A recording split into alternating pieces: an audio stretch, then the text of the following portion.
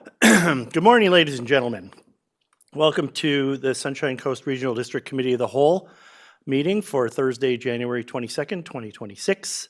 It is 9:30, and I would like to acknowledge that we live, work, and play on the unceded territories of the Sechelt and the Squamish Nations. Calling this meeting to order, and we have an agenda in front of us. And I was wondering if there are any changes or additions to this agenda. Seeing no one jumping on that one, I'm going to look for a motion to accept this agenda. I have a motion, I have a seconder. All in favor? Very good. I'm going to look for a motion to accept all the presentations. We have no delegations this morning. I have a motion. I have a reports. Seconder. Oh, and all the presentations and reports. Thank you, sir. Yep. Very good. All in favor of that? Thank you. Okay, so we're going to jump right into this. We have a series of reports, some for decision, some for information. The first report is 4.1, the draft solid waste management plan options. And I'm going to look to staff to introduce that. Look at this. Thank you. We have Manager Mark Saul and Andrea Petrao, yeah. Solid Waste Programs Coordinator. Thank you for bringing this to our attention. Yes. So we have a couple of slides for the committee today, and once they're up on the screen there, I will hand it over to our Solid Waste Programs Coordinator to take the first few.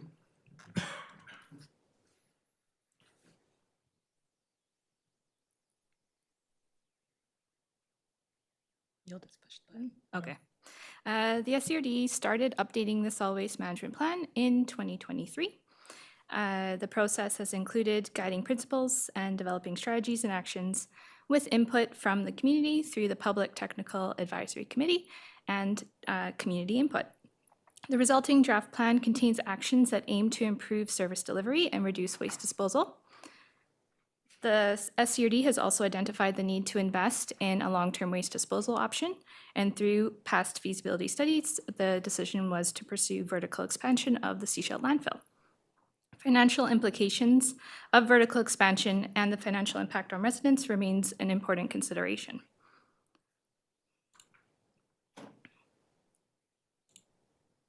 We are currently in step 4 of the solid waste management plan update process, which is plan development. And staff have prepared 3 options for the board's consideration.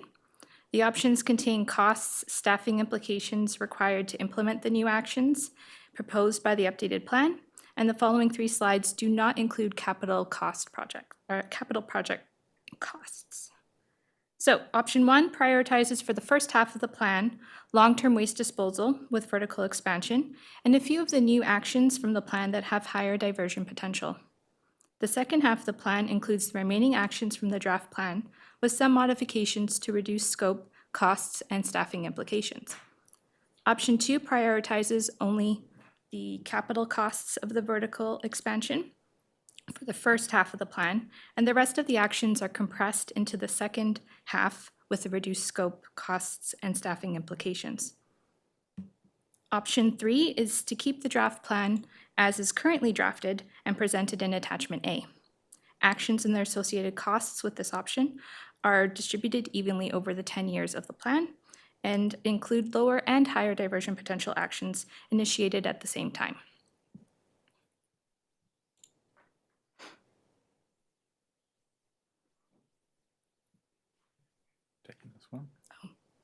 So this graph takes the vertical expansion costs and presents them in the bottom section, the green part that's fluorescent green, and include for the first 2 years, phase 1, which is detailed design, regulatory approvals, and engagement, whereas phase 2, starting in this graph in year 3, is the construction and capital costs.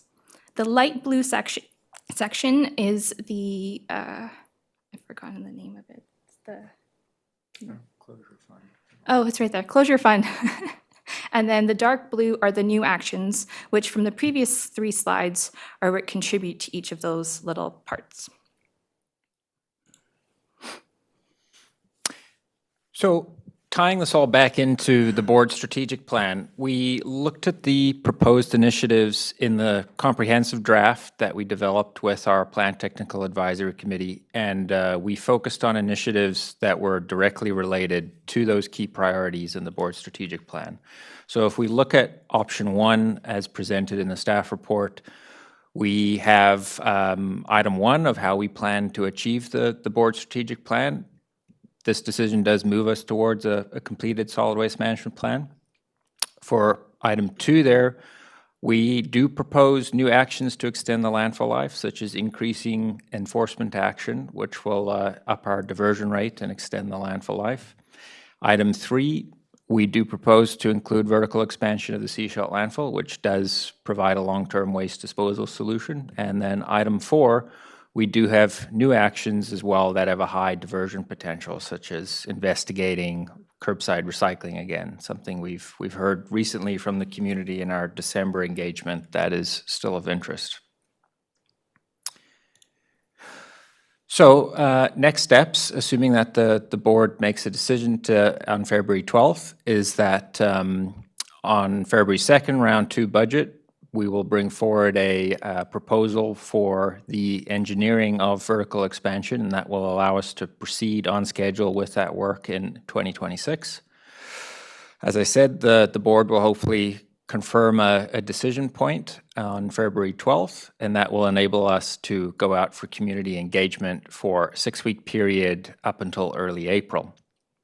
After that, we will assemble the final plan, including any sort of community feedback that we might get that differs from what is already included. We will have our consultant prepare an engagement summary report, and then all of this information will be presented to the board for a final approval of the plan before it's submitted to the province. So staff are available to answer any questions the committee may have.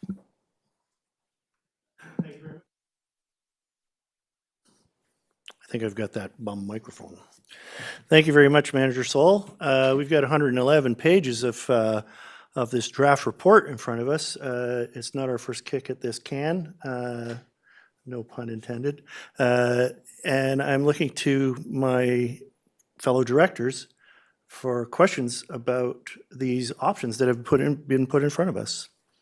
Director D'Andretti. Thank you. Thank you. Yeah, I totally support option 1 by the logics explained in the report. But my question is, so the implementation would start, is it 2028? So year 6 is going to be 34. And there are very important actions that should be taken. So my question is, and I understand the reason why it divided, obviously it comes down to financial, but is there any adaptive management approach, like maybe something could be shifted, or because for example, provide more waste reduction, reuse, and repair opportunities, it feels that it's so logical, even having the cafe, how do you call the cafe that people fix? Repair cafe. Yeah, the repair cafe. And I'm seeing now, okay, they're not that often as they used to be, and it makes a difference because I have a bunch of stuff waiting, and I'm sure there are other people as well. So these are kind of, if you can elaborate a little bit, if there's like some opportunities for reconsideration. Thank you. Go ahead, Manager Sol.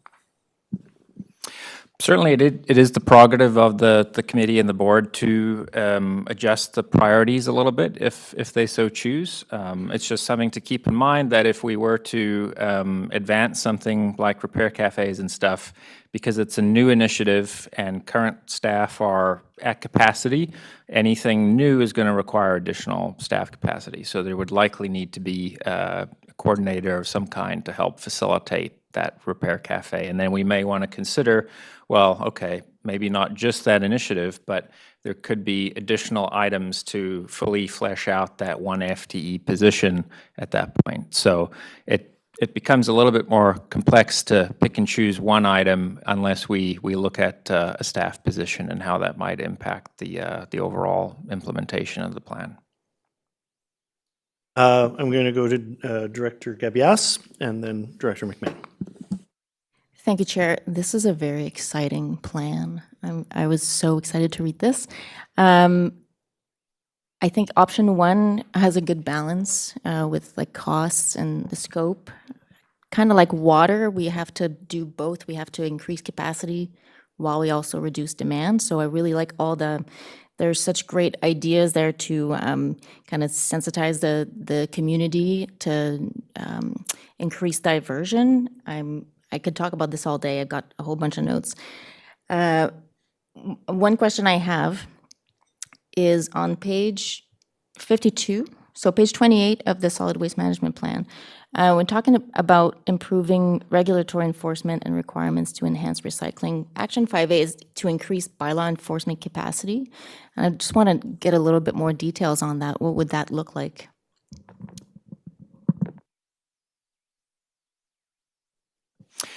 Thank you. So that initiative would likely require some further decisions from the board in terms of how they would actually like to see that implemented, because something we heard from our PTAC committee is they would like to see a full-time bylaw officer, an actual bylaw officer dedicated to this work.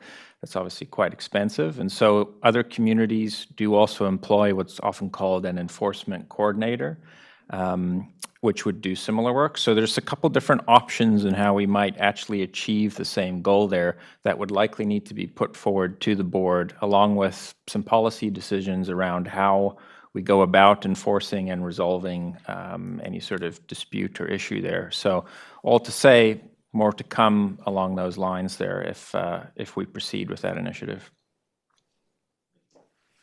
Director McMahon. Thank you. Generally, I do recognize that we can't do everything all at once, or at least it's not desirable. We could try. I don't think it would be really successful. So I generally agree with the approach that staff is taking, but I wonder about some of the strategies that were picked. Strategy 3, to lobby for better provincial stewardship programs, is 20 hours a year. And it says on one of the pages that we could get 7% reduction in waste from this. Well, I don't think our 20 hours are going to get the province to change their minds. We've been lobbying for this for years. We really need a change in the ICI regulations, and the province has heard this, but they're not doing anything. So, I mean, yes, we can continue to lobby, but I think that to say that this is going to result in a 7% reduction is wishful thinking. The other thing is that over half of our waste is industry waste. It's construction and demolition waste. And it seems to me that that is the biggest potential win, that we should be focusing on that. You have one of the strategies, strategy 5, but not strategy 6. And, you know, we've done all kinds of programs for residents to raise awareness and change behavior and all of that stuff. We've been beating that drum for years, but we have not made any concerted attempt to address the barriers to industry. And I'm personally very worried about that sector. Because that just the volume of stuff going into our landfill is massive. So I wonder why we wouldn't prioritize that over further. I mean, it's nice to do residential programs, but I wonder why we wouldn't go heavily after the CRD sector. And then the final thing that I wondered about was invasive species. The Strategy 11 is all about education. Well, we know we've got invasive species. What we don't have is a practical disposal option. And we've talked about it and talked about it and talked about it, and we've tried to get an air curtain burner, and that hasn't happened. And there's nowhere in this plan does it say that we would come up with a practical disposal option for invasive species. And I'm sorry, cutting them into little pieces and sticking them in a plastic bag is not going to deal with like the sea of broom that's right across the street from us. We need a better option, and I would love to see us work on that. So, comments? Yeah, I don't see a question in there, but those are great comments. Thank you. I guess my question would be, why pick the options that you did over the ones that I would like to see there? There we go. Thank you for the question. So I'll address construction and demolition waste first. The SCRD is a little unique in that we already have diversion options for wood waste, scrap metal, drywall, and in terms of things like asphalt shingles, well, we use those at the landfill for intermediate cover. So we already divert a considerable amount of construction demolition waste. Where we run into issues is people trying to sneak materials in here and there, and that's where enforcement becomes an issue. And so in order to get people to use the existing diversion programs that we have, if they're bringing in a construction load, we need to increase our enforcement capacity, and that'll drive that construction waste component down lower. Why we didn't include that initiative in the plan to develop a working group and look for alternative options, it's merely related to cost and staffing to do that. It's another position to run that, much as it is to run repair cafes and everything. And so we've tried to prioritize a key initiative like the enforcement, which could achieve similar results to that working group, that would all mostly be around education to the construction sector about existing diversion programs and actions. Moving on to the invasive species topic, the reason that's punted to years 6 and 10 as well is simply because it's effectively a new service for the SCRD. And so there are a lot of steps and processes that we need to move towards on to establish a new service related to that. We already have either composting or landfill options for all of the invasive species that we can compost and landfill. And so the remaining ones require some sort of special approach usually. And things like knotweed, often best practice is to treat in place unless we want people trucking it up and down the highway and it spreading into the ditches. So they're complex species to manage, the remaining ones that are left. And all to say, if the board is keen to explore that further, there's a couple steps that need to be done in terms of investigating an entirely new service for the SCRD and what that might look like and who's going to manage that and how many staff are needed for that. And so while we're trying to get these key capital projects done before our landfill fills up, the decision was made to sort of punt some of those ones further down the road, given that they won't actually improve diversion at the landfill or increase landfill life. Sure, go ahead. Yeah, follow up on the construction waste. Thinking back to a presentation we had a few years ago, one of the key issues is source separation on work sites. And I'm wondering if we couldn't do something to try and help address that. And it's also a problem with organic waste is source separation in restaurants. So, those two things, are those envisaged as being upfront, immediate strategies?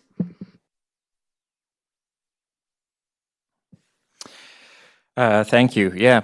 So I'm aware that currently Salish Soils does assist with source separation of construction materials, and they do this as a business venture of their own, where people bring in a mixed container of construction material, and they will actually sort and separate and divert those materials to the appropriate stream.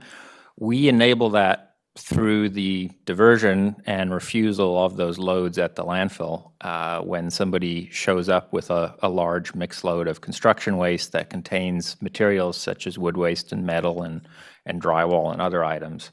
And so again, the enforcement piece comes in there, that we can effectively send more loads to a pre-existing private sector solution at Salish to enable that source separation of construction materials.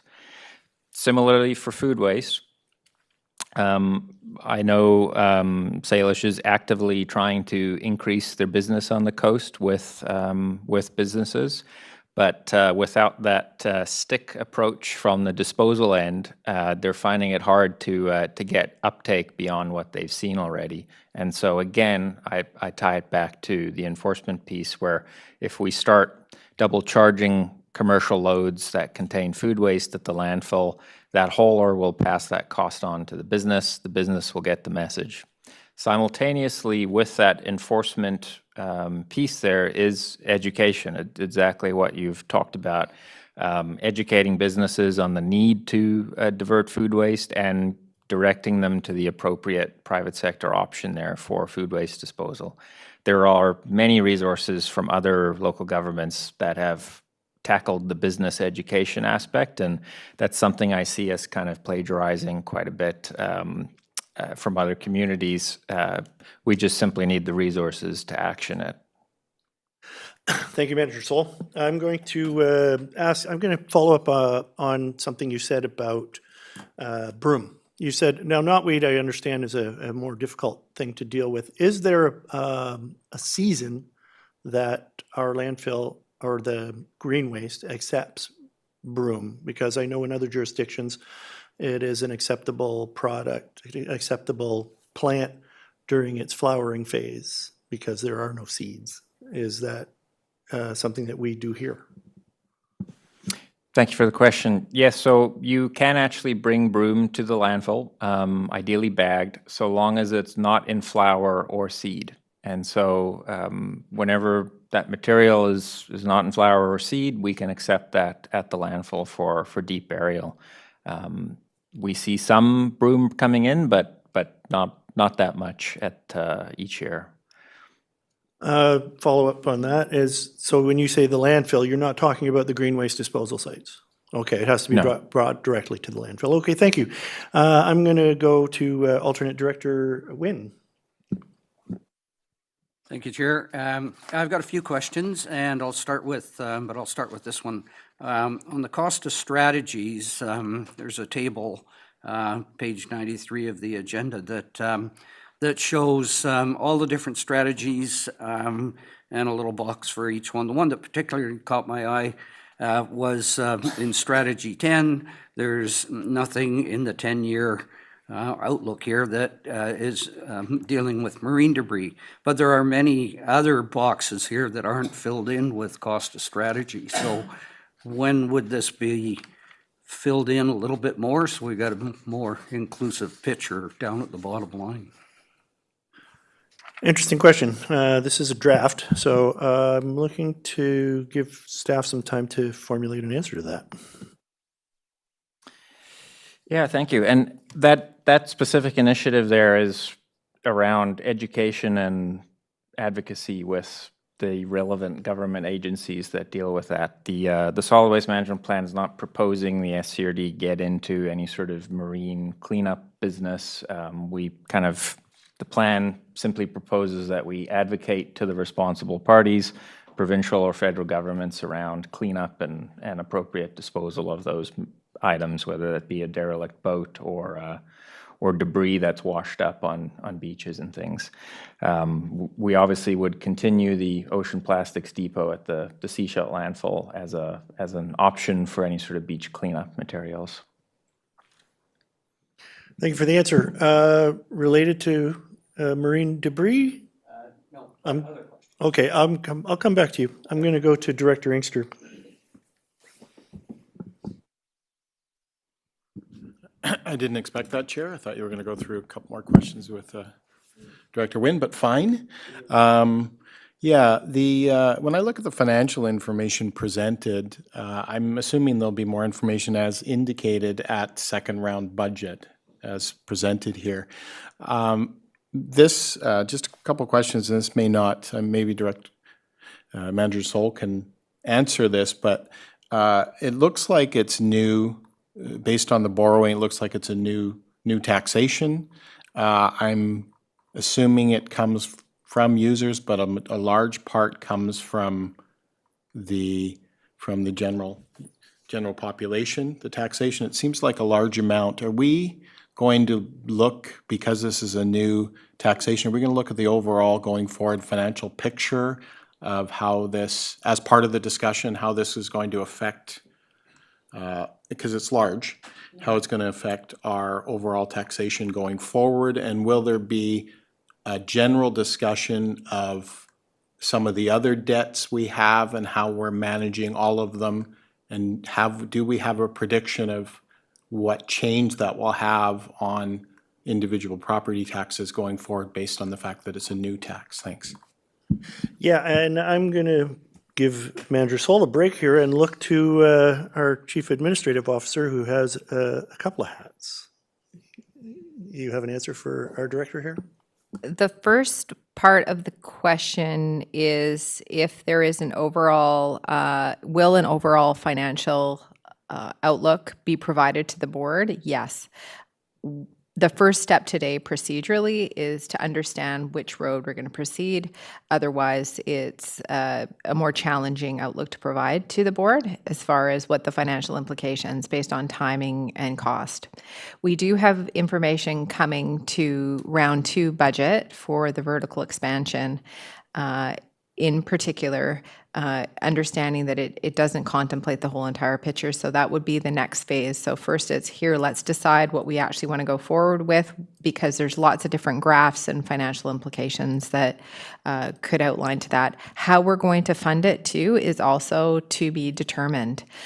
So how we fund the staff. So those choices also have to be made, which is what is user fee, what is debt funding, what is taxation, and those also need to be contemplated. So you are correct, the financial outlook would be part of the next steps once we go out to public consultation and keep refining this process.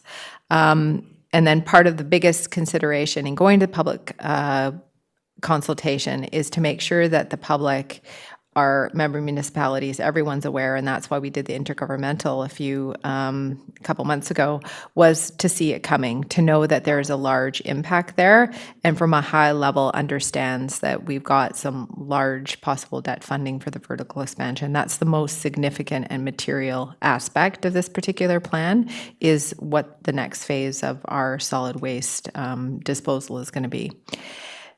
I believe there was also a question about the regional district as a whole. And I just want to clarify, Chair, if I was understanding that question accurately, how this fits in with the overall regional district implication from a financial perspective, or did I miss? Okay, yes. Director Inkster, would you like to clarify that question?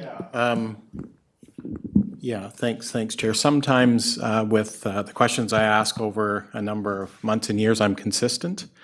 And on the financial issue, I'm very consistent. I am always wondering and or concerned about our overall financial picture. And I don't know if the CAO/CFO can answer this, but when I look at new taxation going forward, what I hope happens is that other costs and projects end the taxation for those, or the borrowing for those, as part of a better financial plan going forward. Example is the DOS. We have, and I have to be careful because of karma, not because you don't want to brag, but our debt is very low right now. We don't have much debt left, but we may have in future. That's what karma, that's why you got to be careful. So that's good, and we have the ability to borrow more in order to deal with new debt.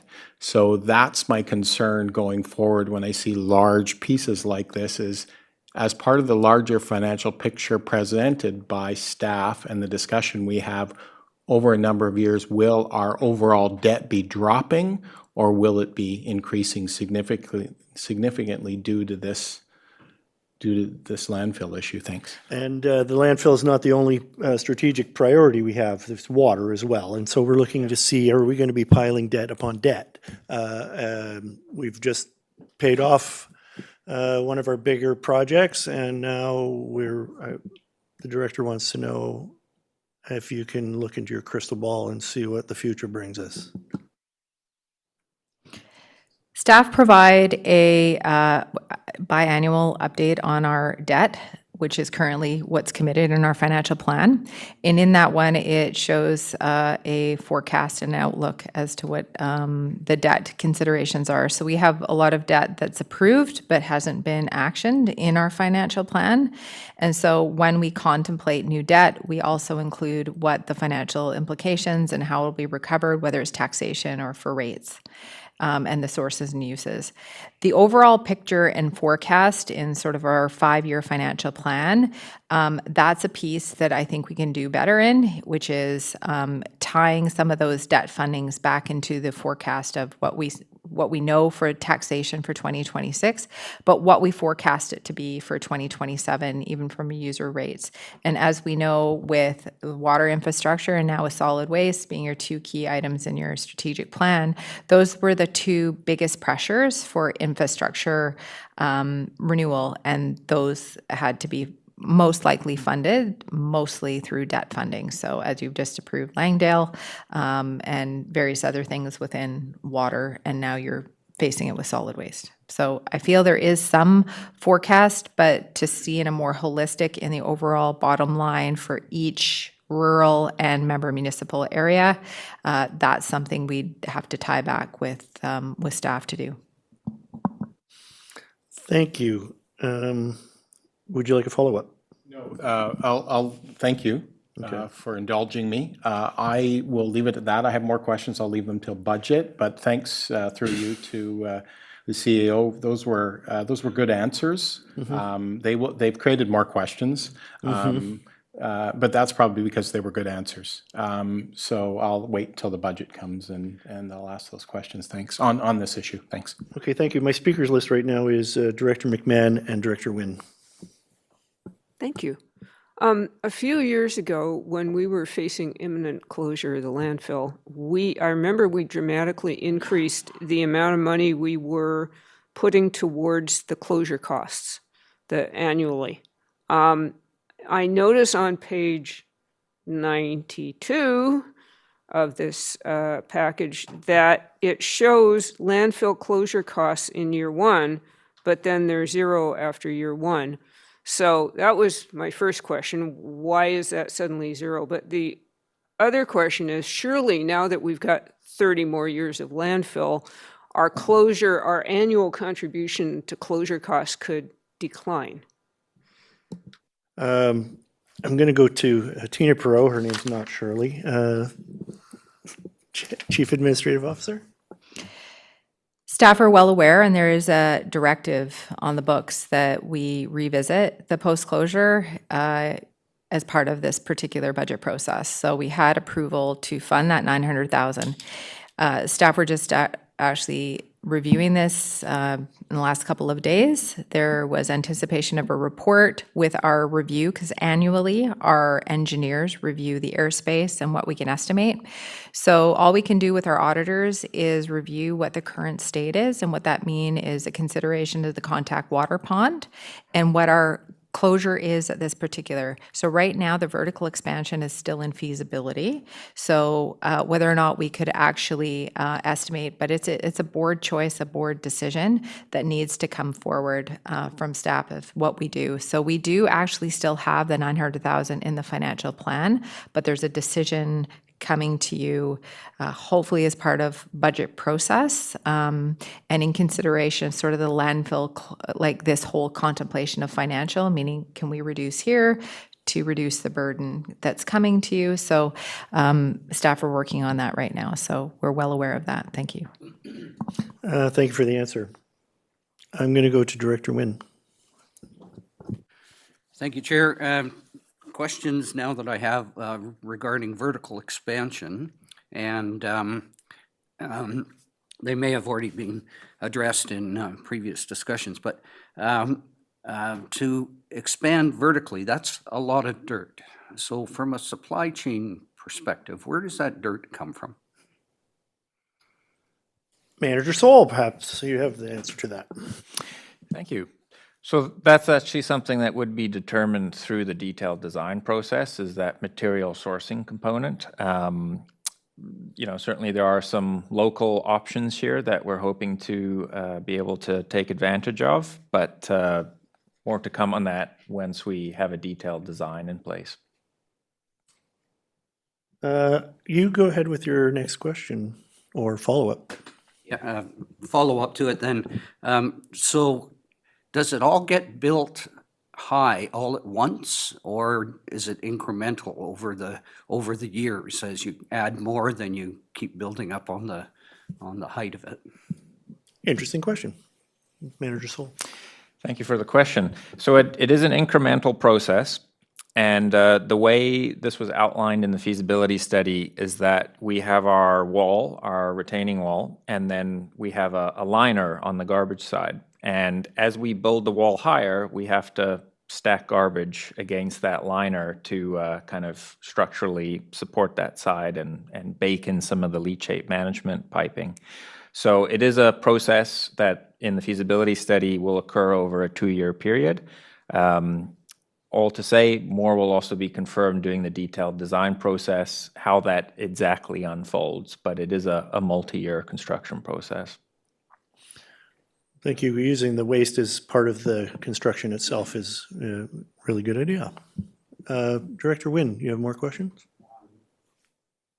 Yes, thank you, Chair. The reason I ask that, because my concern, I guess, was the volume of dirt and where it would come from and how it would get there. Because if it's, I did my own swag on this, it's 60,000 truckloads of dirt.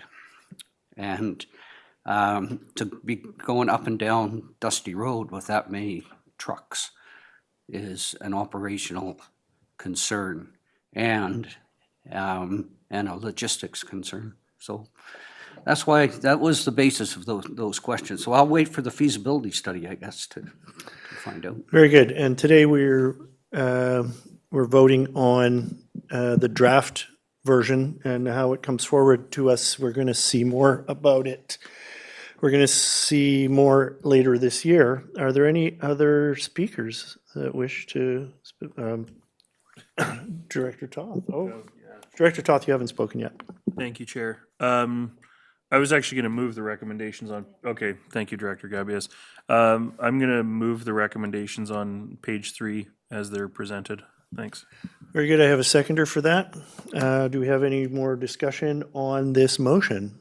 Go ahead, Director Gabias. Yeah, thank you, Chair. It's not a debate or anything, but just interesting to see that we're really behind on our targets.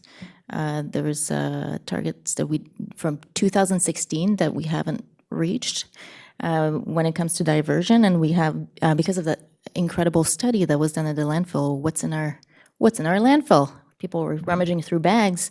46% of our waste could still be diverted. So, really like the approach of, all right, well, what can we do to reduce that as much as possible? And again, like lots of really great initiatives there. And of course, I mean, invasive species are really, we've all been talking about it. I think we're all passionate about this, but understanding that doesn't really fit the reduce waste or reduce what goes to the landfill. Understand that that's not a priority, but I'm wondering if, because in the solid waste management plan, we're talking about procuring as a pilot, maybe a curtain burner. So are there other ways that we could this be a contract? Does the SCRD have to purchase the equipment? Could it be someone in the community, a company in the community that has that capacity that could step in? And how would that change, or how would that help us? Would we still need a new service? Like, how would that change the how we deal with invasives, or how it would impact the organization? I'm not sure who I could look to answer that. Staff? General Manager Rosenboom. Go ahead. Thank you. Thank you for the question, Chair. Several years ago, staff presented a report to the board with options on how to advance the management of invasive species on the coast. But I know that several years ago. So if the board would like to we can bring it back to the board and see if there's any updates required to the report at some point. Very good. I've got a growing speakers list, but I'm going to go to Director Nguyen. He's the first one I saw. Thank you, Chair. This particular issue, like an air curtain burner, has been considered, continues to be considered by the industrial operations, log sort operations in the Twin Creeks and hillside areas, because they have massive mountains of waste, of fiber material that can't be used at the mill. And so they look at it and wonder what they can do with that too. And there have been talks in the past regarding invasive species being included in some sort of collaborative effort to deal with their massive piles of hog fuel, and also include invasive species and other materials like that.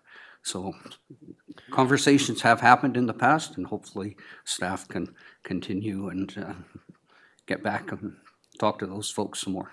Thank you. Yes, and I've been approached by several constituents about the curtain burner. It's my understanding that they are considered a particular level of appliance that makes them not operational year-round, that during burn bans that you cannot operate them. But that's just another detail. I'm going to go to Director McMahon and then Director D'Andretti. Thank you. Assuming we approve this, the next step is public engagement. What is on the docket for public engagement?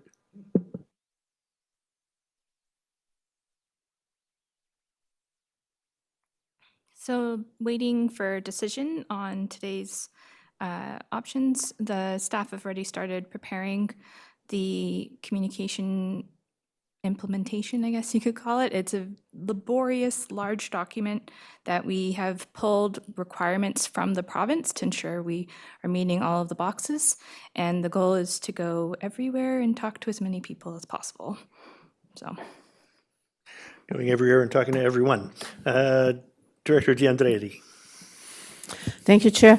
My question regards invasive management, invasive species management, and I wonder during the ranking if the future cost of managing and controlling species that in this case will be maybe 8 years of addressing that, if this cost were also included in the rationale for ranking. No, we skipped it. Thank you. So no, they aren't. And so the initiative that is currently in option 3 of the plan there for invasive species is purely, as it is stated, develop an invasive species management plan. And so any additional costs that may come from the actual management of the plan is to be determined if and when we develop that plan and proceed. Okay, well, I'm going to have staff answer as well. GM Rosenboom. My apologies. I didn't want to get back to this question. I want to go back to the engagement question, if that's okay. I'm going to allow D'Andretti to make her follow-up, and then I'll come back to you. Thank you. Chair, it's just because I'm aware that there has been invasive management plan done for the SCRD, so how does the development of a plan falls into that? Because apparently there is already a plan. Thank you. Thank you. I'm hypothesizing here because the exact implementation would need to be determined when we eventually got to that initiative, but it could include a review of that prior plan and maybe just certain things need to be updated in there, or best management practices could have changed for particular species, and so there might need to be some investigation and community engagement on particular species and how we best manage those as well. So it's certainly something that would likely be used as part of that initiative. Thank you. General Manager Rosenboom. would you like to? Thank you. Yeah, I would like to just add something to what our program coordinator just said about the engagement.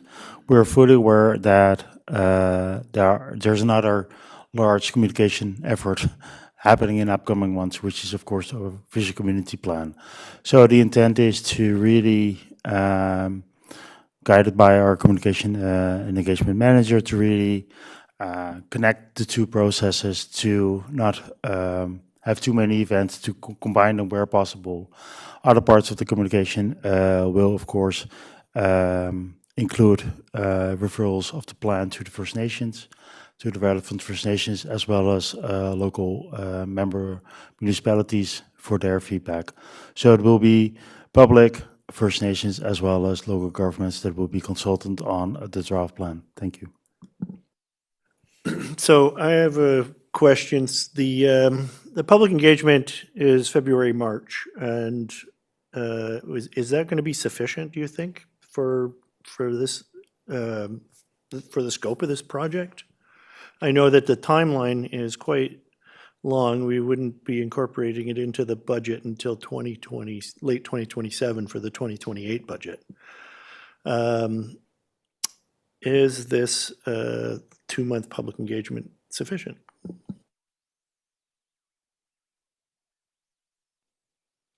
Thank you. The duration of the engagement has been determined in coordination with our consultant, and so in their experience with other plans and in terms of what the province may be looking for in terms of adequate engagement, this is kind of what they've deemed as an acceptable amount. We're also kind of cognizant of timelines related to our vertical expansion and the need to borrow funds with that, and so that's also a big driver in trying to be as efficient as possible with our engagement and plan finalization. All right, thank you. I don't see any other hands. So everyone understands the question. It's the motion on page 3. I'm going to call the question. All in favor? Very good. That's unanimous.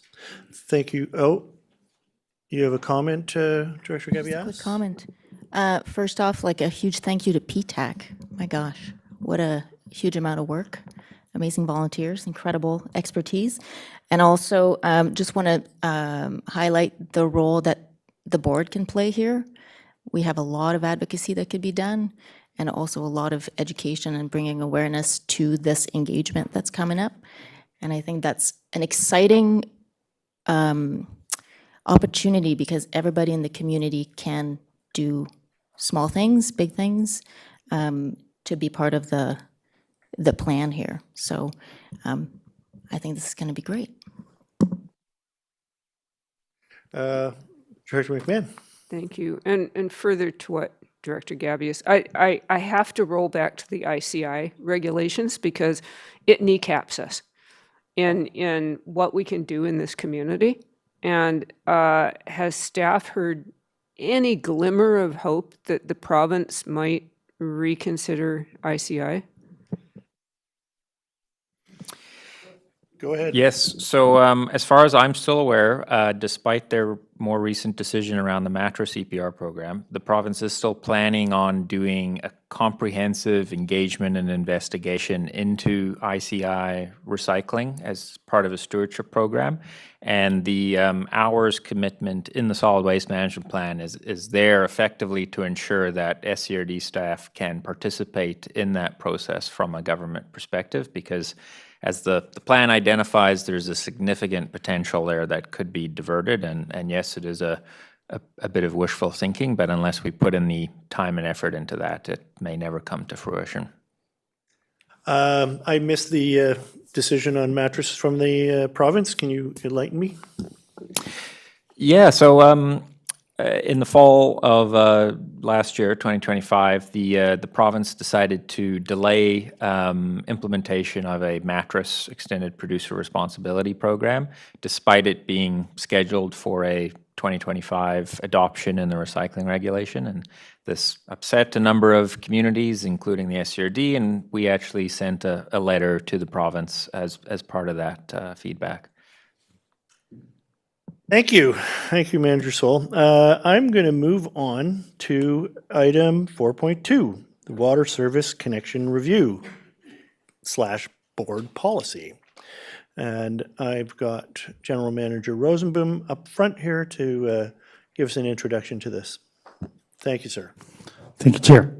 The purpose of this report is to present a policy for the board's consideration to provide some further clarity and guidance to both staff as well as community on our review and considerations we would take, items we would consider when reviewing an application, as well as conditions on when we might reject versus reviews an application for a water service connection. And I'm here to answer any questions you might have. Thank you. All right, I'm opening the floor. I've got Director McMahon as our first speaker. Thank you. As I'm sure you're well aware, one of the questions we get from the public all the time is, if we don't have enough water, why are we allowing more service connections to our water system? And we had a long report a few years ago about why we can't say no to water connections. But I notice in this policy item 4.2.4, we may consider impacts to the sustainability of surface water or groundwater sources. That's very interesting, lovely vague, interesting. Could staff perhaps expand on that at all? Go right ahead. Thank you.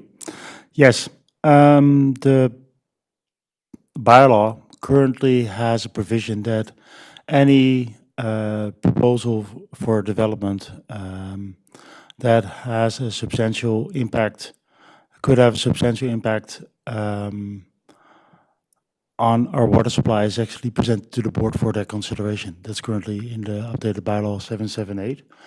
And that wasn't in 422, and it's really to ensure that if there are developments brought forward that has could have a larger impact on our water supply, that it is considered by the board prior to approval.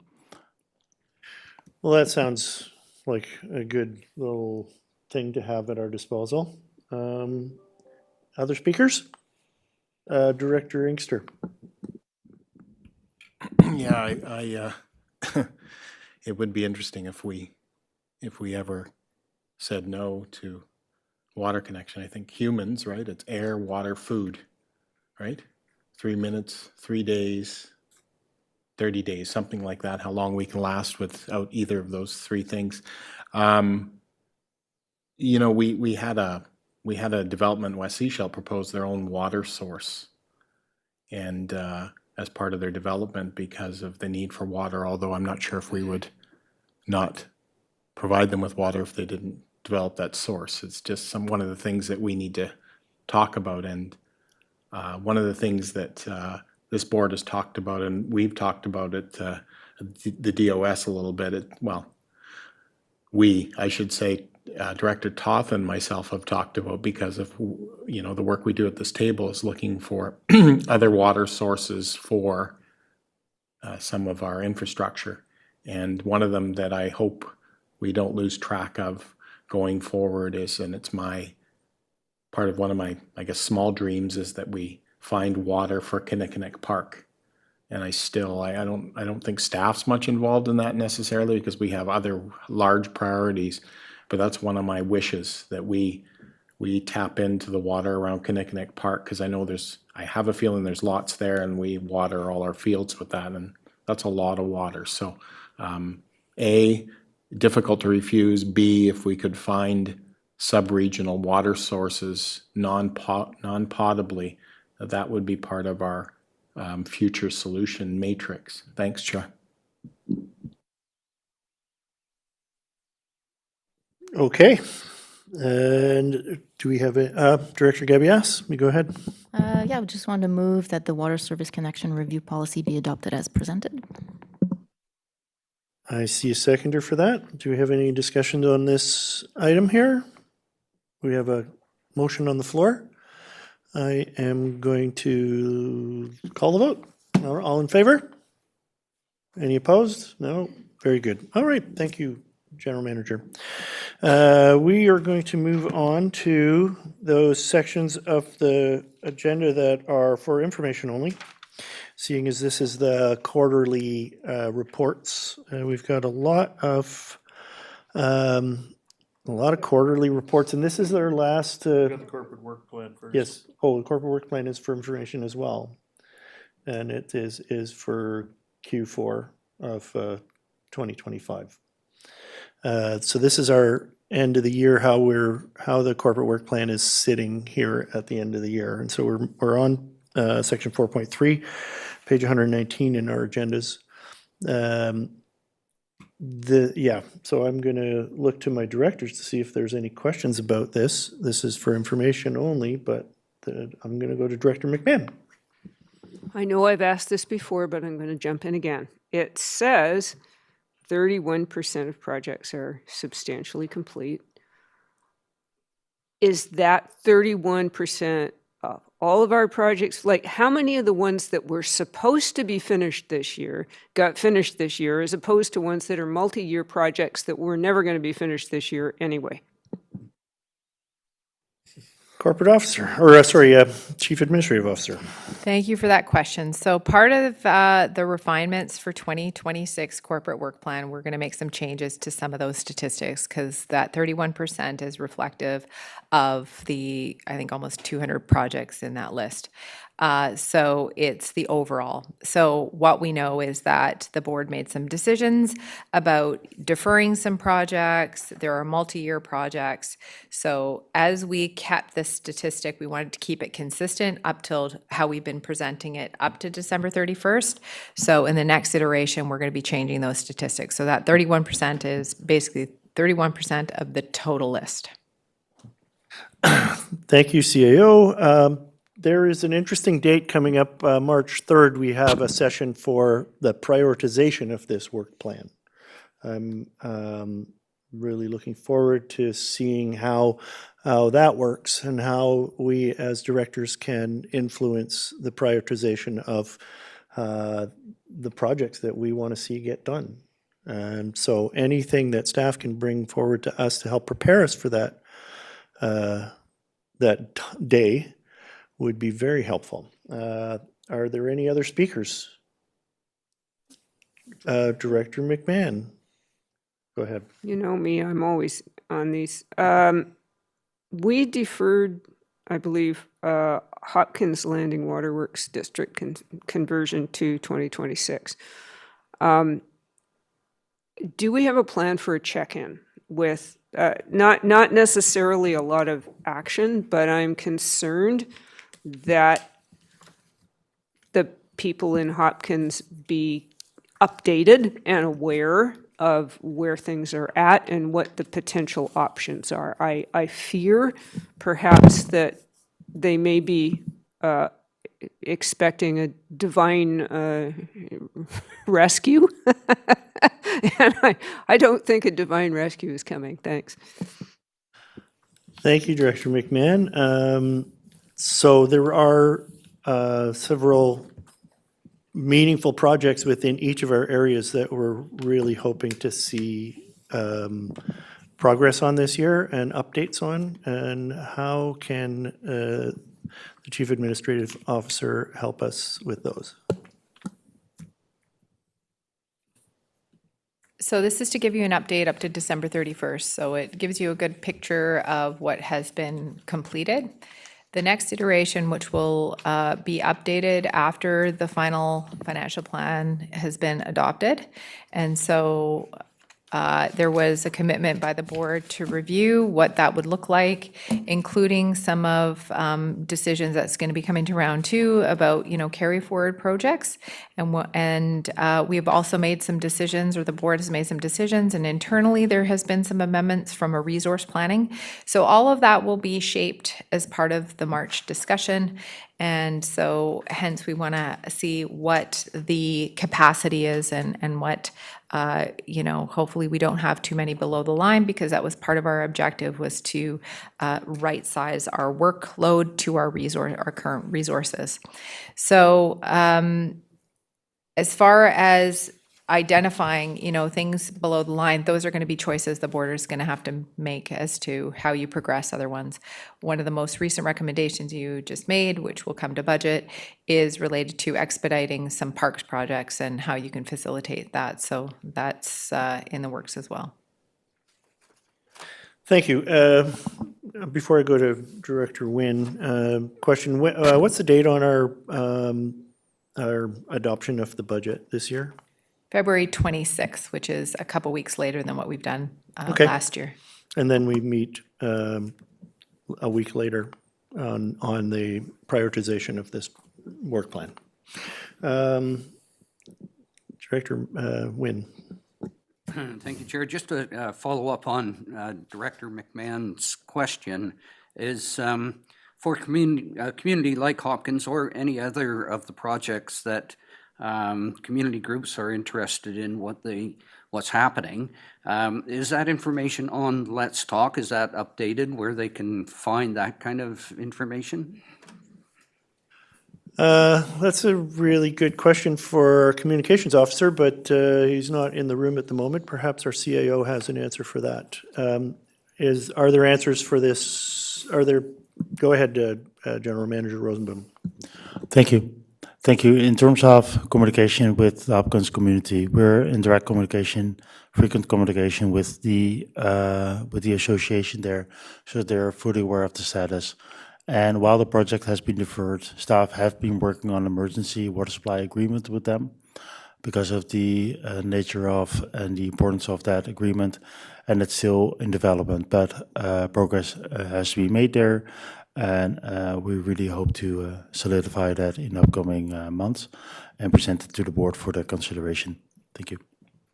Thank you for the answer. I tend to look at the Let's Talk page every couple of weeks. I'll have a look and see if there's anything new that drops, and sometimes we get emails that announce those. I'm going to go to Director Lee. You've been very quiet this morning. Well, because I like the recommendations. I was quite happy to see so many completions, which is what we were hoping for by focusing. I know it's a tough juggling act now, because when you have completions like that, you free resources to reassign to smaller projects. And yet we're also in a budget time when we're talking about we need to add staff to get projects done. I'm positive that will be considered, or is being considered, when we are being requested to add staff. But I'd just like to check with our CAO to see how that's happening. In other words, they must be having regular staff meetings on capacity. Very good.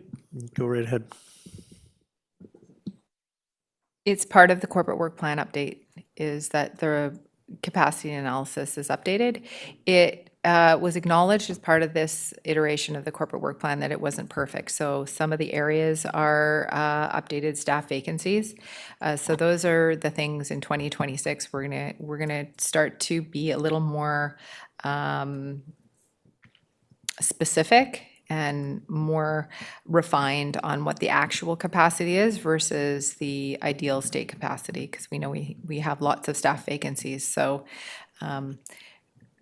it's not a perfect tool yet. We're working towards it. So hopefully this next iteration will be more accurately reflected of what surge capacity is there, including things we can do internally to bring more resources to some of the projects. Very good. Anyone else? All right, I'm going to move on. We're going to go to 4.4, page 144, the Canada Community Building Fund, Community Works Fund update. And for information, but I believe our Chief Financial Officer would be available to answer questions or introduce this. There's really nothing to say, is there? Okay. Director McMahon. Oh, go ahead, CAO. Just to highlight that this is coming forward in anticipation for round two, and we know that there are other items coming to board today that may impact this particular one related to contract amendments, so specifically for Area A. So this is, you know, always a iterative moving target, so, yeah.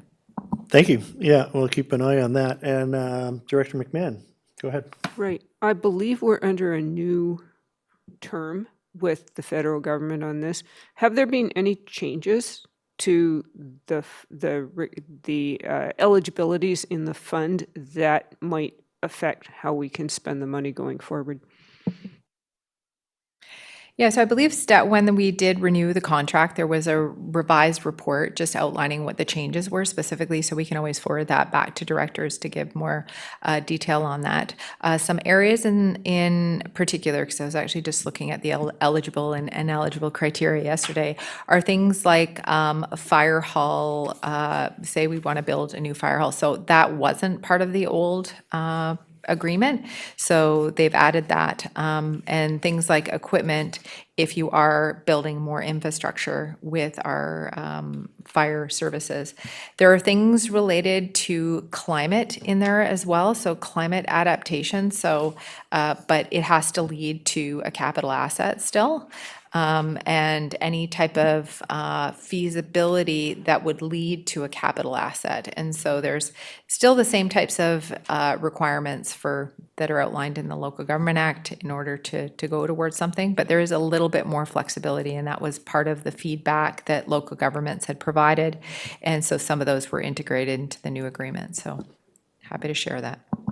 Go ahead. Sounds like an improvement, but go ahead, Director McMahon. Yeah, we have 2 fire halls that need work, or at least on the horizon. But we have to spend this money within a certain time frame. So for instance, if we know that the Gibson's Fire Hall needs replacing in 10 years, we can't start putting away this money for 10 years. We have to spend it sooner than that. Is that the case? Go ahead.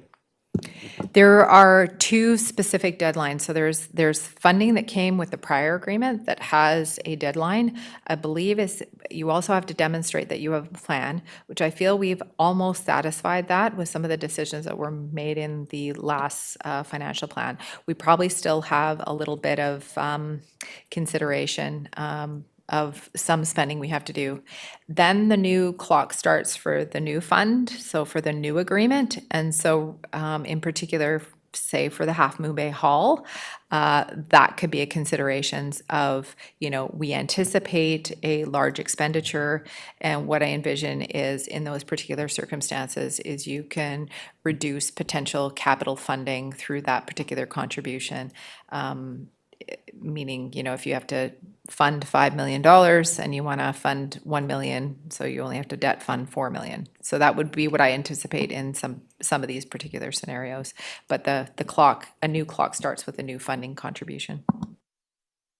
Very good. Director Lee and then Director Gabias. Thank you, Chair. I have a question on, it's actually page 146, and it is the Connect the Coast for Earls Cove and Egmont. I've got 45,000, around 45,000. That's, I think that projects are finished. Can that money be released back into being reallocated? Because I don't think it's going to get spent. CAO? Thank you. That's a good catch because you're correct. And because we're just actively working with Connect the Coast and just having some refinement and updates on that particular one. So yes, correct, where the Earls Cove project will not be completed. So I believe what we can do is part of round 2, we'll make some recommendations to release those funds and remove them out of the financial plan. I don't know if they're in there as a contingency, which means there's a directive and it's not in our financial plan, but we'll make sure that that's in there. But I know for the Gambier and Keats Island, that's still actively being actioned, and we've got some next steps for that coming. So thank you. Very good. Nice question. Director Wynne? Thanks, Chair. Just some clarification on that Connect the Coast. And we've seen them at Gambier and Keats. The submarine cables have been laid, the boxes are landed on the island, and but is Connect the Coast responsible for the last mile?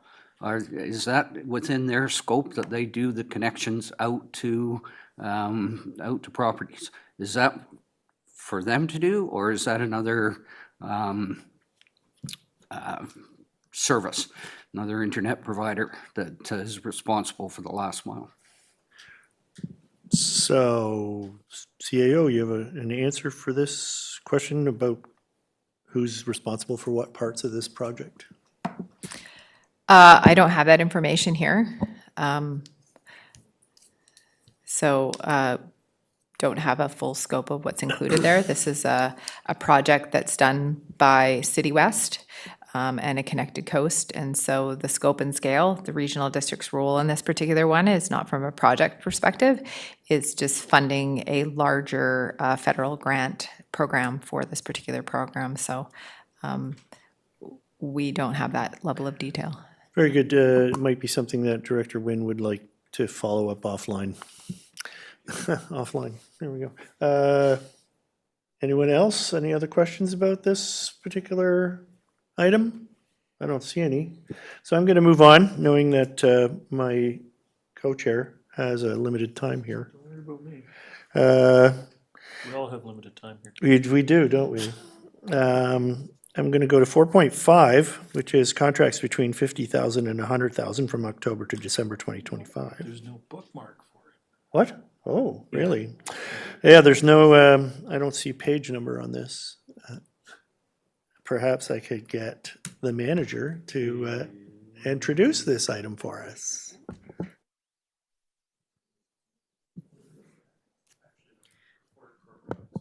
Go ahead, Corporate Officer, you're going to help us here? We're kind of lost. Yes, thank you, Chair. I believe that report, if you look at the HTML version of the website, it will appear there. For some reason, it did not combine in the PDF version that you're looking at.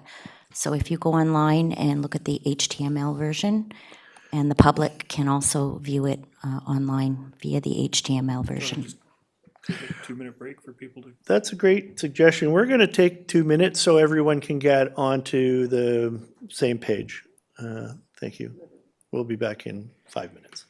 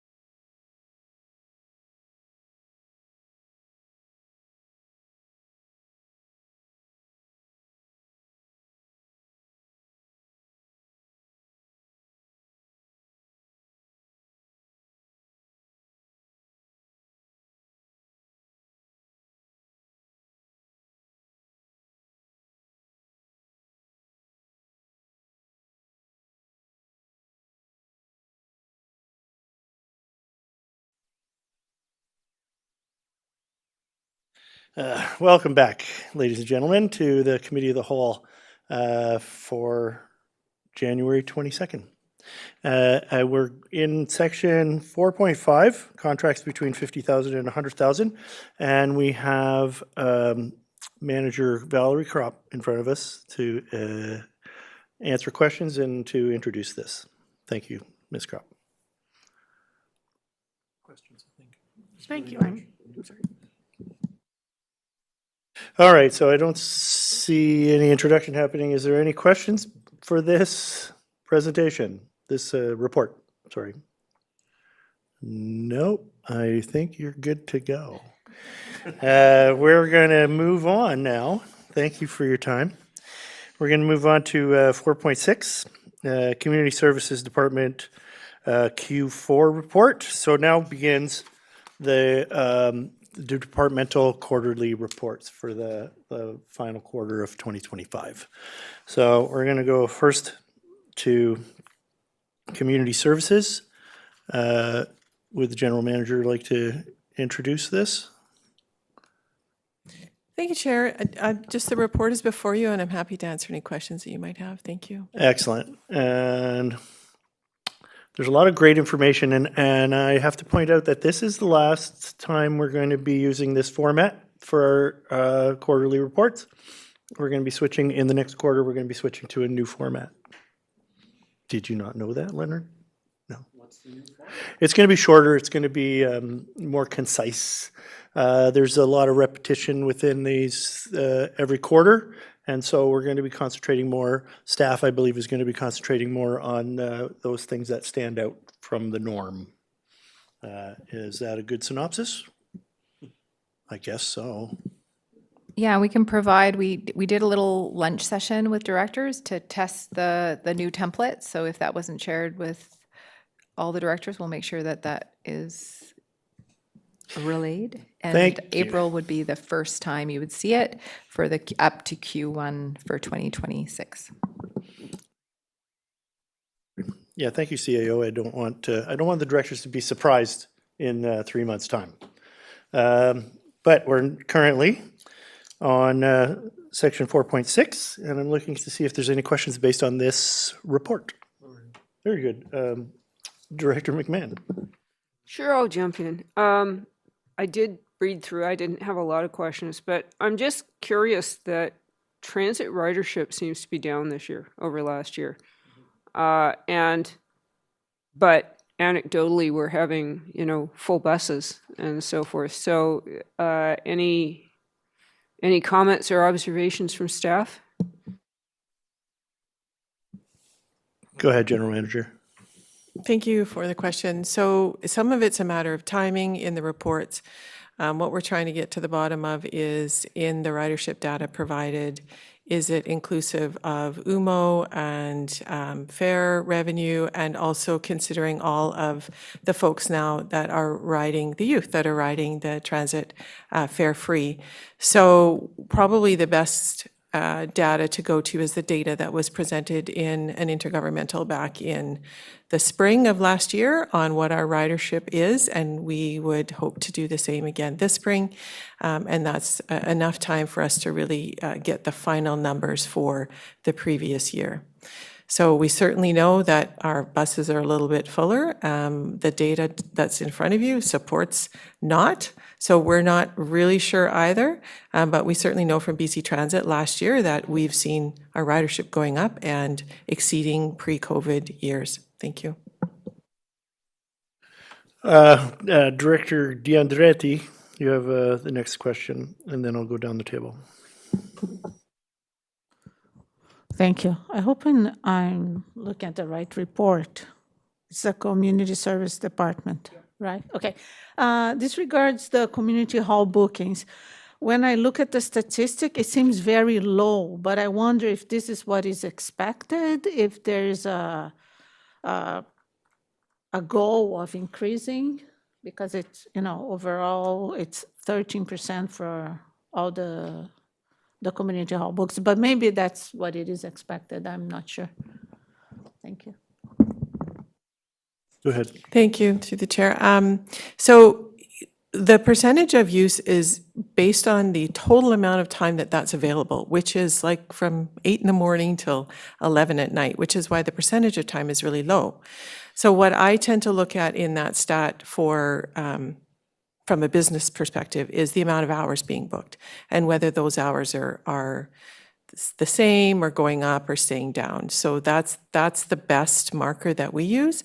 We do try to promote the use of our halls. Some halls we see use going up, some we see down, and that's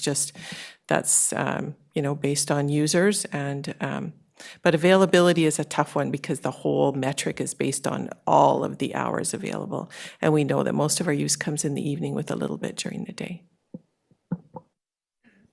Follow-up, go ahead. Yeah, thank you. But I'm just wondering if there's an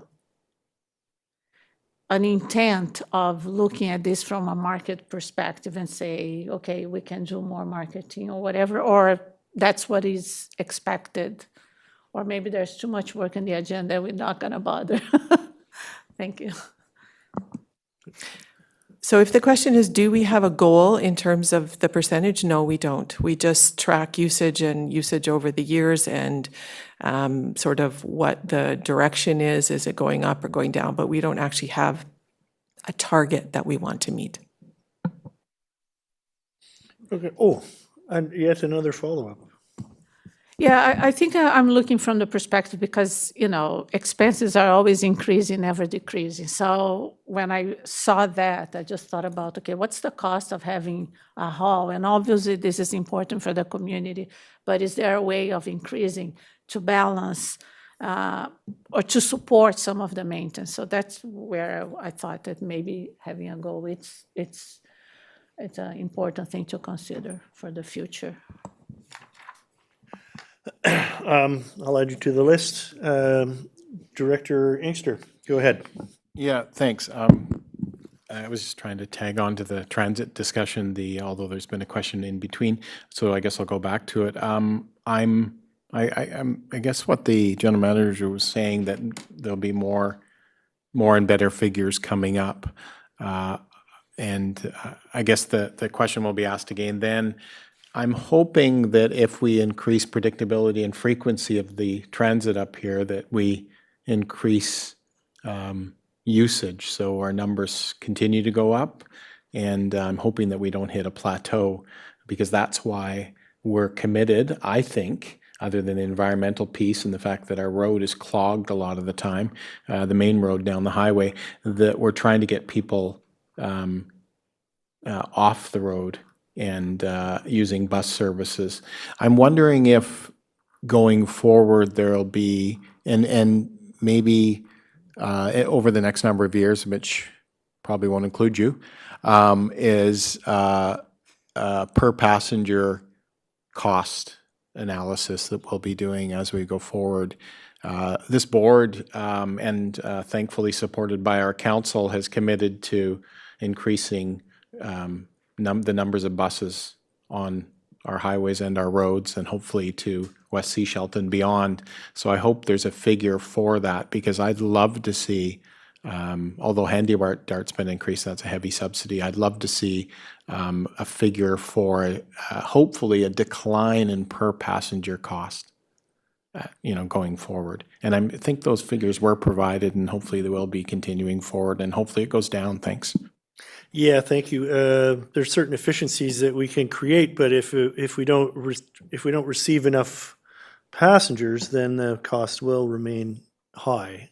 GM Gagnon, do you have any comments on that question? Thank you, Chair. So I just will take you back to that workshop that we had in the spring, because there was some really good information shared there. We used our, we have APCs, which is automatic passenger counters. It took me a second there to remember the acronym. So we have a very good idea of where riders are getting on our buses, how many riders are on the buses.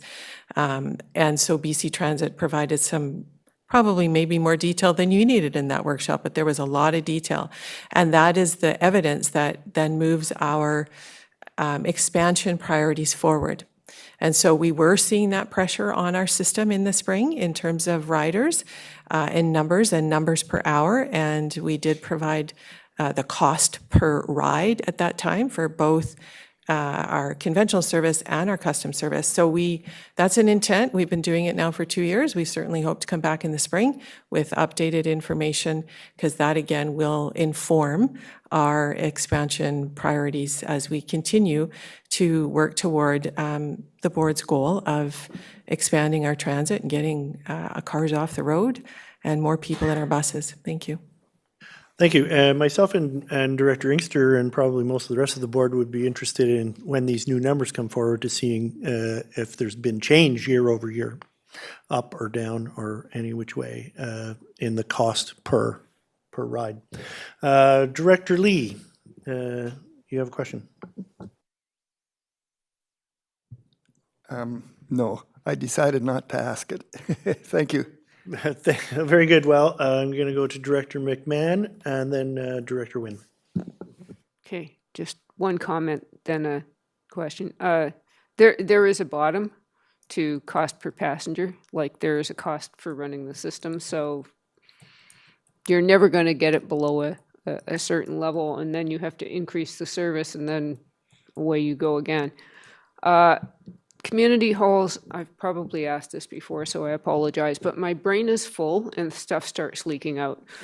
The last time we looked at the actual cost of operating the community halls was either 2012 or 2014. And I understand the way that financial information is collected. It's not easy to parse out what each hall costs, the overhead for each hall. Is there any prospect of taking a look at that in the future? Go ahead, Jim. Thank you for the comment and the question. So at this point in time, it's not on our radar. You are correct. All of the park services is contained in one function, 650, and that includes community halls.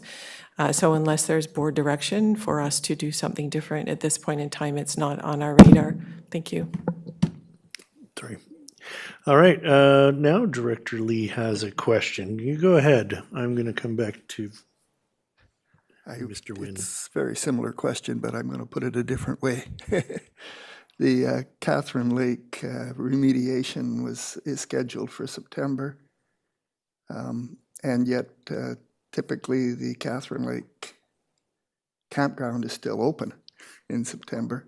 Will we be closing it earlier this year? Good question. Go ahead. Oh, sorry. Thank Sorry. you for the question. So we have a window with fisheries that we have to get the work done. So as we move forward with the project and are better able to identify timelines, I would better be able to answer that question. I know that we were able to do some work after the campground closed last year within the windows. So we certainly want to try to mitigate and minimize our impact to our contracted service in terms of the operations. But at this point, I don't have the detail to be able to answer that question. Thank you. Thank you.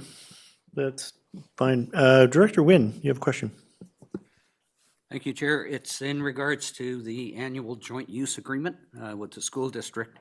And so in the report, it shows that there's some, not huge, but school use of the SCRD parks and rec facilities, which is good.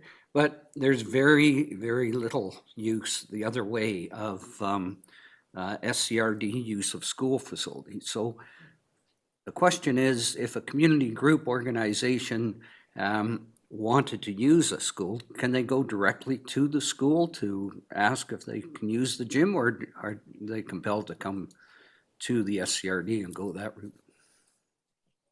I know there are community schools within our district that have agreements with community groups, but I'm going to look and see what the General Manager Gagnon has in any information pertaining to the SCRD and the school use.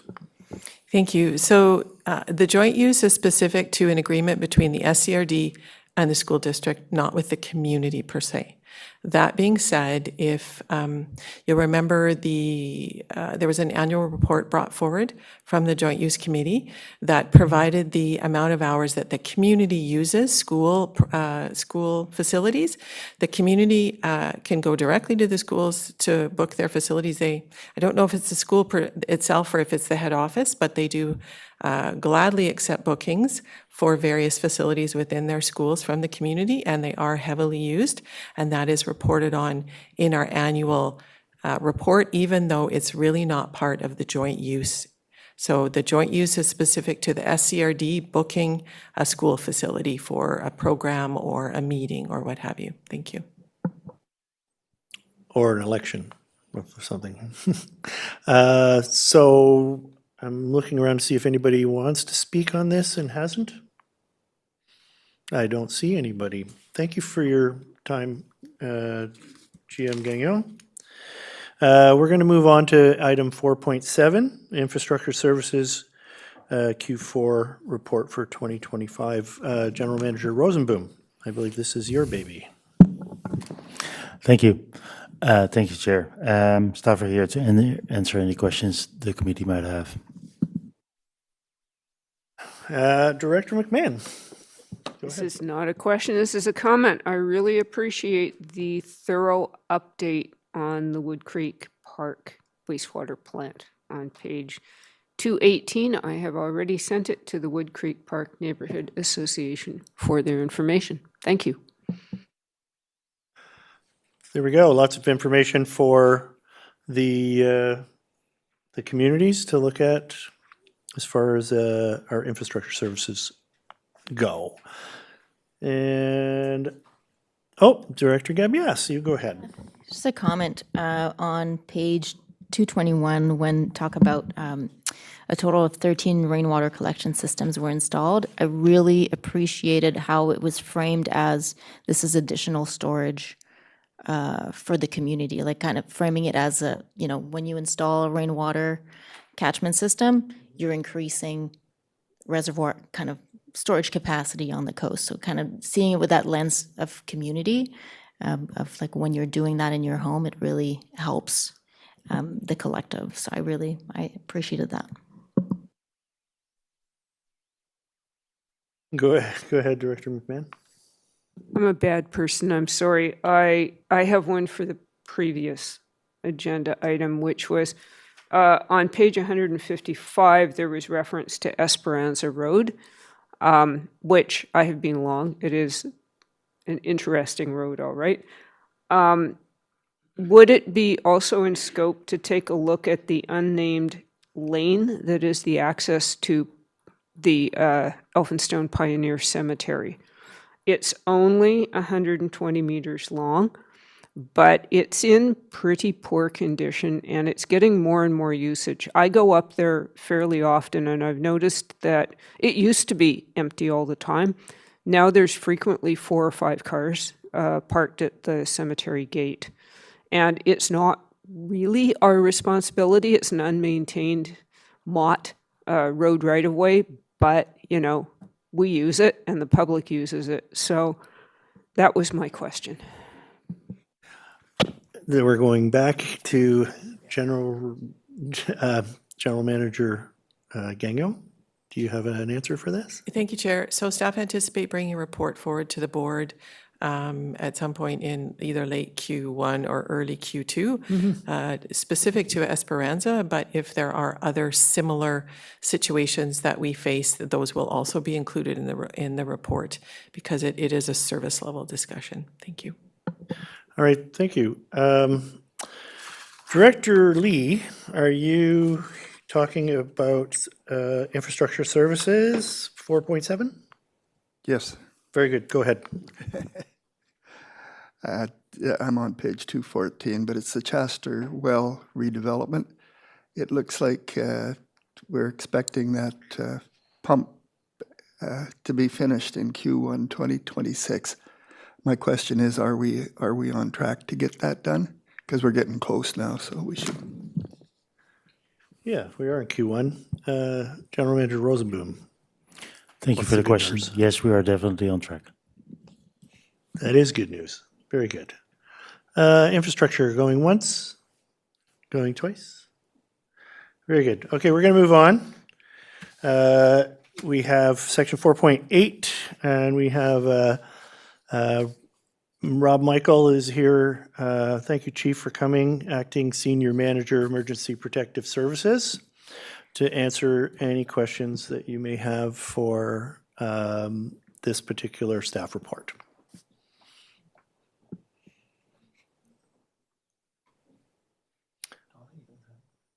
How is Ensenada? Excellent. Thanks for coming.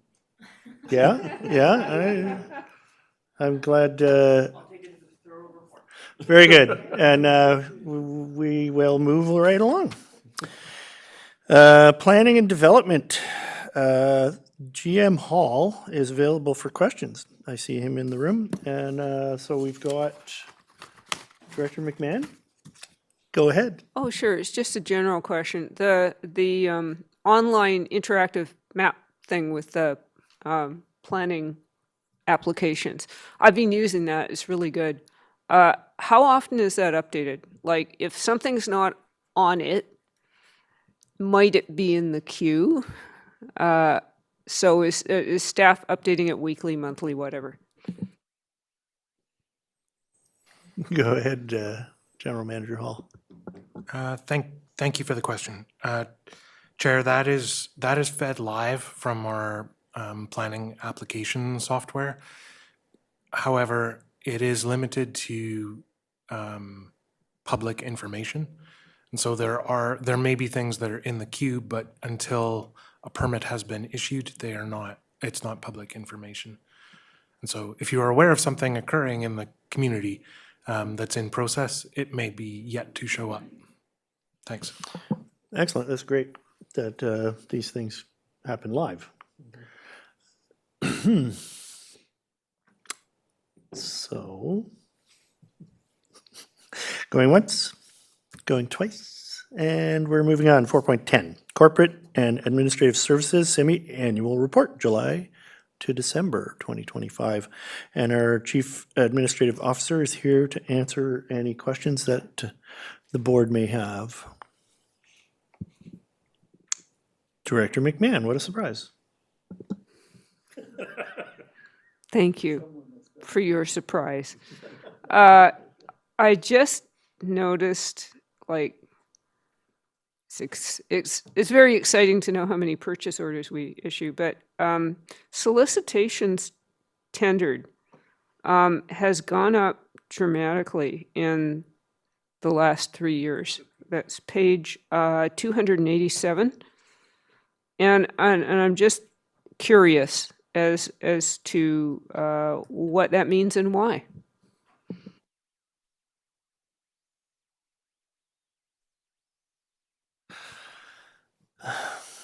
CAO, can you interpret this for us? It correlates to your corporate work plan. There's a lot on the docket. And so this represents not just projects, but just operational contracts that we have. And so based on your policy and trade agreements, this is in alignment with meeting those requirements. And so that's the number of projects. So it's significantly busy but limited resource too. So our ability to meet the requirements will also have to be met with some of the internal resourcing considerations. And of course, as part of budget, we had put forward something and that was not approved for this year. So that might have some impact on how we can move things through going forward. Thank you. Thank you. Yes, before I go on, I just want to say I do appreciate your questions and the homework that you put in, Director McMahon. And you're really an integral part of this council. Thank you. Go ahead, Director Gabias. Thank you, Chair. Page 278, develop a reserve policy. I was happy to see this. And it says there's enough information at this time to start working on that. It has not started. Can I get a little bit more information from staff as to what is needed to get this started, or if there's a bit of a timeline. It'd be great to hear. Go ahead, CAO. I think the main consideration is we haven't had a full-time CFO for 2 years. So it's a staff capacity issue. And so we're actively working on recruitment, and so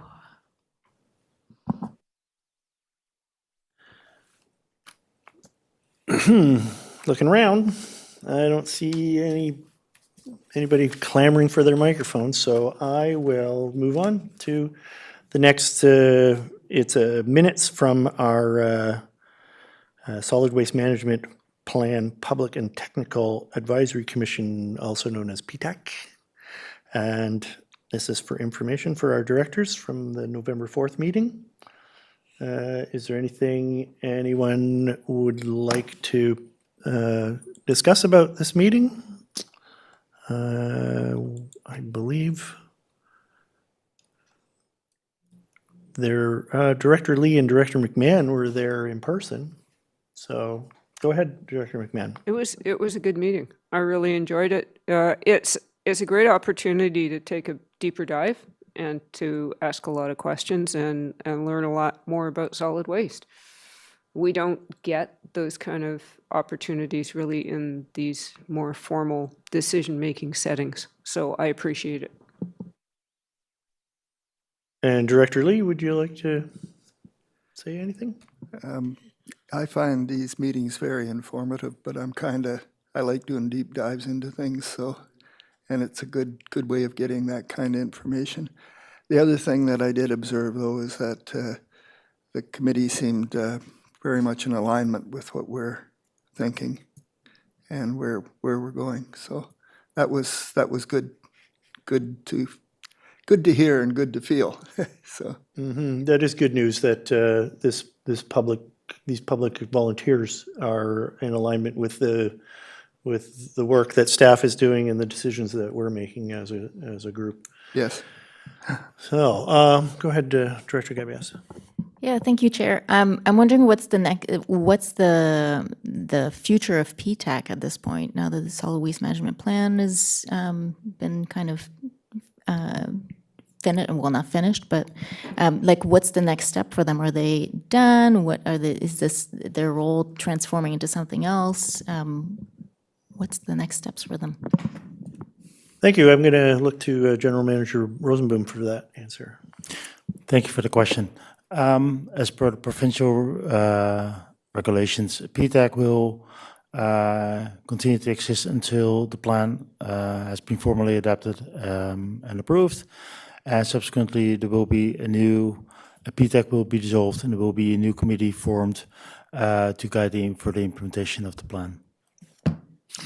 Very good. So would that be with the adoption in April, or would it be the incorporation in November 2027? Thank you. I think it is the final adoption, approval of the plan by the ministry. Right, by the ministry. In April, when we finish up with our portion of it, we send it off to the province, and then we have to wait for them to get back to us. And who knows how long that's going to take. Anyone else? Very good. All right, and thank you to the PTAC group for that. We're looking at Section 5, Communications. We have a letter here from Patrick Weiler, the Member of Parliament for our area, regarding Public Safety Canada engagement opportunity. And I encourage the public to follow this public engagement link and put your 2 cents worth in. And as well, I imagine that we are encouraging the staff that we have within emergency services to put their engagement in. That's my question to our CAO. Is this something that we need as a board? Do we need to direct our emergency services staff to do this public engagement?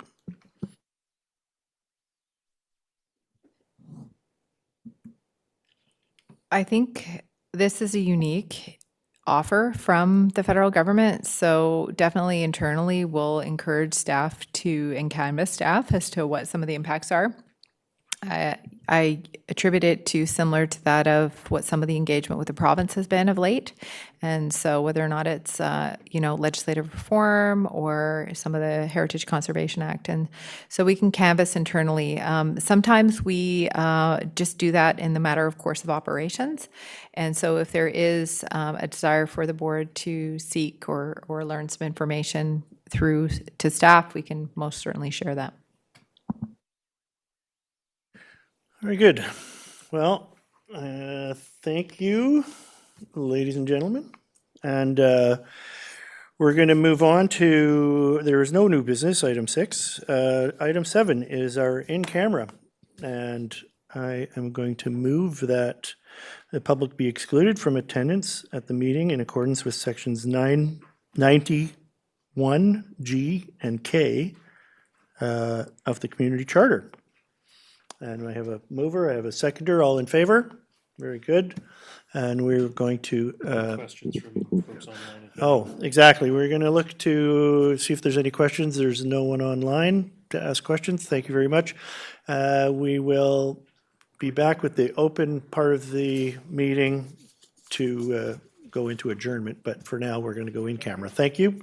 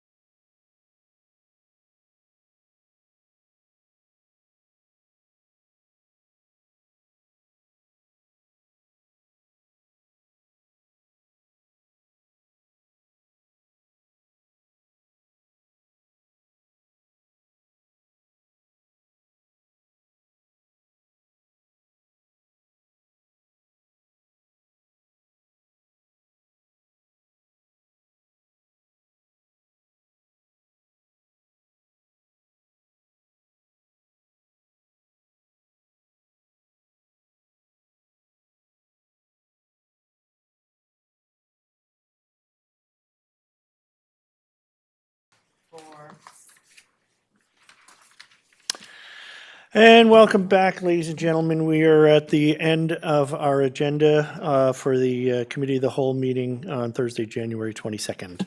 I'm looking for a motion to adjourn this meeting. I see the motion. I see a seconder. All in favor? Very good. And that's all for now. I'll be back this afternoon for board.